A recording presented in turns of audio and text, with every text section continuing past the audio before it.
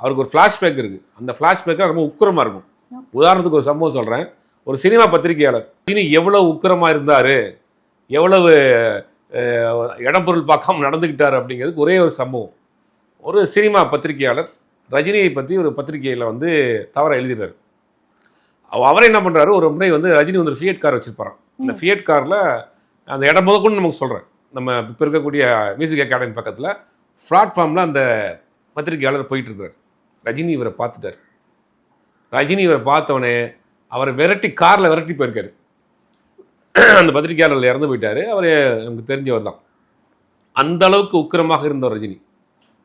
இவரை மாதிரி வீட்டுக்குள்ளே ஒளிஞ்சுக்கல. ஒரு பத்திரிகையாளர் தன்னை பற்றி எழுதிட்டாருங்கிறதுக்காக அவரை காரில் விரட்டிட்டு போனவர் தான் ரஜினிகாந்த். அதற்கு அரசியல் ரீதியாக ஜெயலலிதா வந்து அன்றைக்கி வந்து உச்சத்தில் இருக்கிறாங்க.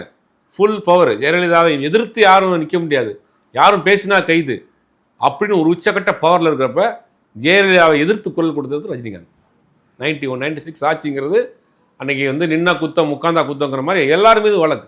அப்படி ஒரு பவர்ஃபுல்லான ஒரு ஆளுமையோடு அன்றைக்கி அந்த மாதிரி இருந்தப்போ இவர் தான் முதல்ல குரல் கொடுக்குறாரு. ஏன்னா ஃபுல் மெஜாரிட்டியில் ராஜீவ்காந்தி கொலைக்கு பிறகு ஆட்சிக்கு வர்றாங்க, ஃபுல் மெஜாரிட்டியோடு வர்றாங்க. அவங்க மத்தியில் வந்து காங்கிரஸ் அரசாங்கத்துடைய கூட்டணியில் இருக்கிறாங்க. இவங்க நினைக்கிறதா நடப்பாங்க.